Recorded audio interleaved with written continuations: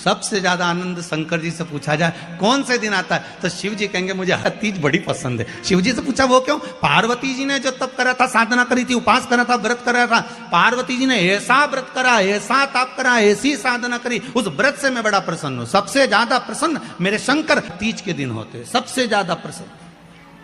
और माताओं से निवेदन रहा है, बार बार कहते हैं, आप अगर तीज का व्रत नहीं भी करते हो तो भी 5-6 वृक्ष की 7 वृक्ष की पत्तियों को तोड़कर तीज के दिन शंकर भगवान को समर्पित कर दो, शंकर जी उस व्रत को स्वीकार कर लेते हैं, इतने प्रसन्न हो जाते हैं मेरे दिल। शिव की प्रसन्नता है तीज का। थोड़ा ध्यान लगाकर सुनना। हरतालिका तीज शिव महापुराण की कथा ही नहीं, आप जो तीज करते हो, हरियाली करो चाहे सातुड़ी करो, उस तीज की महत्वता क्या है, इस हिंगोली की शिव महापुराण की कथा में अपने को समझना है कि उसकी मूल तत्वता, उसकी महत्वता है क्या, उसका महत्व क्या है।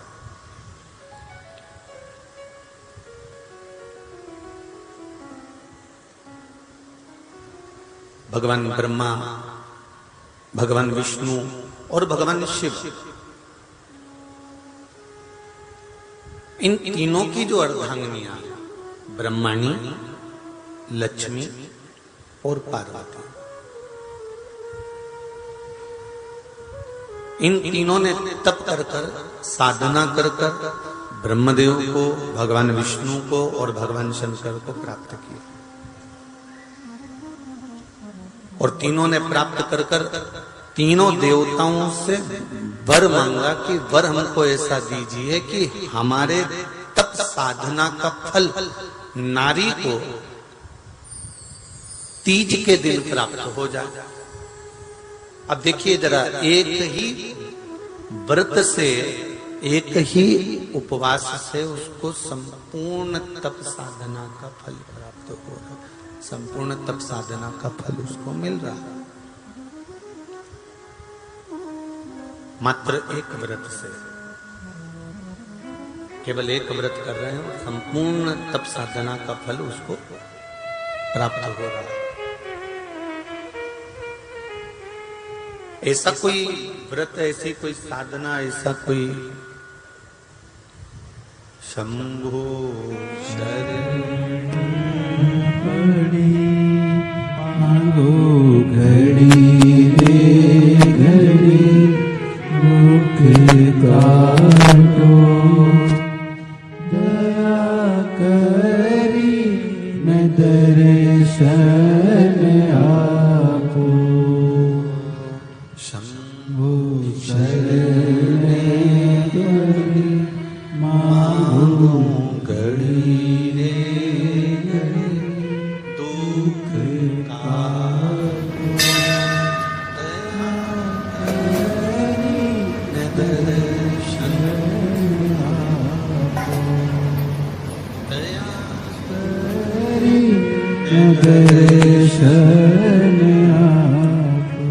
तो ब्रह्माणी ने ब्रह्मदेव से मांगा, लक्ष्मी जी ने भगवान विष्णु से मांगा, पार्वती जी ने भगवान शिव से मांगा कि ऐसा वर दे दीजिए जिस वर से एक ही व्रत करने से संपूर्ण फल की प्राप्ति हो जाए, संपूर्ण फल मिल जाए। ऐसा एक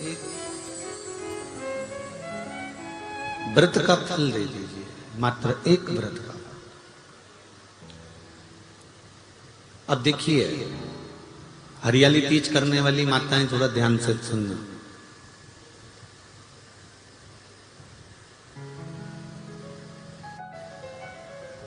हरियाली तीज जब माताएं करती हैं तो एक हरियाली तीज, एक गणगौर की तीज, ये दो तीज के व्रत ऐसे होते हैं जिसमें जब माताएं करती हैं तो उस समय पर उमा, ब्रह्मणी और लक्ष्मी,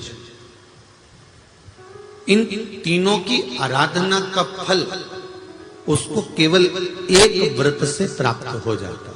अब देखिए दूसरा, सातुड़ी तीज।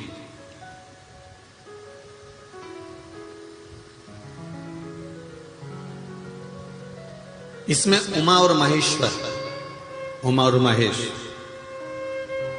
ब्रह्माणी और लक्ष्मी, इन चार के व्रत तप का फल एक साथ सातुड़ी तीज के दिन प्राप्त हो जाता। अब एक आती है हरतालिका तीज। आप लोग करते हो हरतालिका? यहाँ लोग करते कि नहीं करते? करते हैं यहाँ पे हरतालिका? कौन कौन करता है? जरा हाथ उठाओ तो जरा। अरे सभी करते हो, रखो रखो, बहुत बढ़िया, बहुत अच्छी बात। एक आती है हरतालिका तीज। इस तीज का व्रत माता पार्वती बेल वृक्ष के आनंद के साथ में फुलेरा बनाकर करती है, और जिसमें इस हरतालिका में माता पार्वती जी के जितने जन्म पहले हुए हैं, माता पार्वती का जन्म तो 52वें नंबर का, 52 नंबर पे माता पार्वती का जन्म है।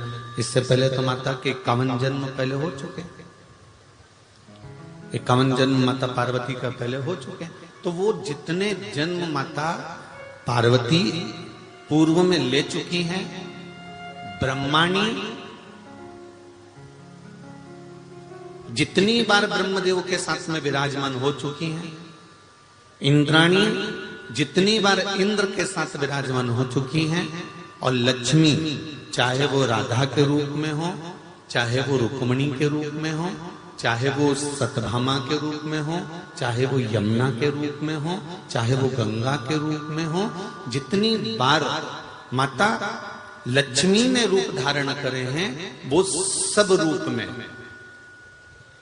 और माता पार्वती अपने सारे रूप में, ब्रह्माणी अपने सारे रूप में, लक्ष्मी अपने सारे रूप में, इस हरतालिका तीज के व्रत को करने के लिए आतुर रहती हैं। और इस व्रत को कर कर एक दिन में ही संपूर्ण विश्व का जितना तप है, साधना है, उपवास है, सबका फल एक साथ एकत्रित कर लेती हैं केवल एक व्रत में, हरतालिका तीज।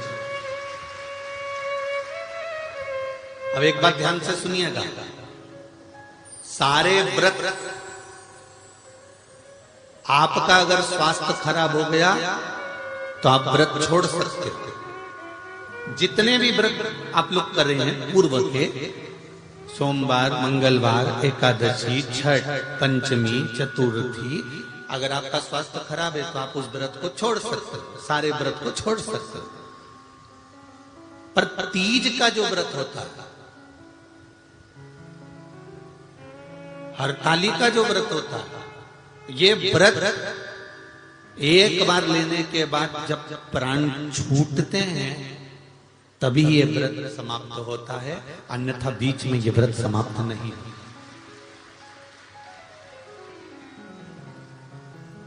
ये व्रत समाप्त होता ही नहीं।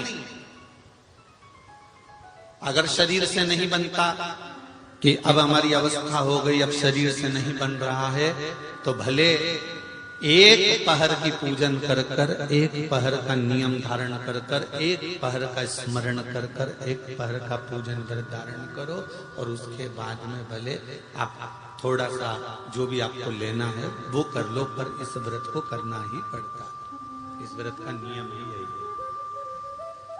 इस व्रत पार्वती मैं तुम्हें प्राप्त हुआ हूं, ये हरतालिका तीज के व्रत का फल है। शिव जी कहते हैं पार्वती, जो नारी हरतालिका तीज के व्रत का स्मरण करती है, फुलेरा जो बांधा जाता है उसमें 5 माला से ज्यादा माला लटकना चाहिए, 5 से कम नहीं। कितनी? जैसे माला जो लटकाते हो वो 5 से ज्यादा होना चाहिए। 5 तो जया, विषहरा, शामली बारी, दौतली, देव, इससे अधिक होगी चलेगा, पर इससे कम फुलेरे के अंदर माला नहीं होना चाहिए महाराज। दूसरा, फुलेरा जहां हरतालिका व्रत हो वहीं पर बांधा जाता है। हरतालिका तीज का व्रत एक ऐसा व्रत होता है जो मरते दम तक रहता है। इस व्रत को छोड़ा नहीं जाता। ये नहीं किसी और वाले गुरुजी ने कहा और अपन ने एक बार कर लिया और अगली बार वो व्रत गायब हो गया, ऐसा नहीं होता।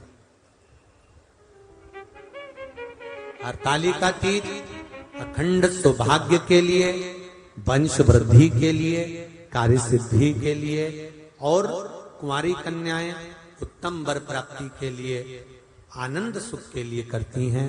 ऐसा नहीं है कि केवल स्त्री ही करती है।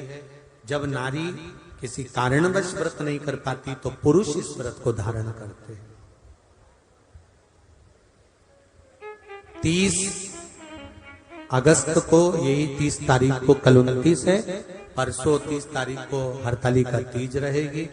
आप सब अपने हृदय से, मन से इस व्रत को कर कर अपने जीवन को सार्थक बनाइएगा। जो करते हैं, कितने लोग करते हो, जरा हाथ उठाइए। हरतालिका तीज इतने सारे करते हो, अरे वाह वाह, कर लो, प्रणाम प्रणाम, आपको बहुत बहुत नमन करता हूं, बहुत बहुत सारा। फुलेरा बांधते हो? नहीं, अब की बात बांधना। मंदिर में करते हो तो मंदिर में, घर में करते हो तो घर में। फुलेरा वंश की वृद्धि करता है, फुलेरा अखंड सौभाग्य देता है, फुलेरा मन की कामना को पूर्ण करता है। जो बेटियां जिनका विवाह नहीं हो रहा हो, या बेटे जिनका विवाह नहीं हो रहा हो, वो 7 स्थान पर कहीं फुलेरा बंधा हो तो फोन लगाकर पूछना कहाँ बंधा है, वहां का दर्शन करना। एक फूल में हल्दी कुंकू लगाकर शिव जी को चढ़ाकर फिर वहां से जाना। 7 स्थान के फुलेरे का दर्शन अवश्य करिएगा। जो व्रत नहीं करते हैं उनसे निवेदन है, कहीं हरतालिका हो रही हो तो वहां बैठकर अगर भजन हो रहे हो तो थोड़ी देर भजन गाने चले जाना। अपने मोहल्ले में, कॉलोनी में, सोसाइटी में कहीं हरतालिका तीज का व्रत हो रहा हो तो 2-4 मिनट जाकर दर्शन जरूर करना, जिससे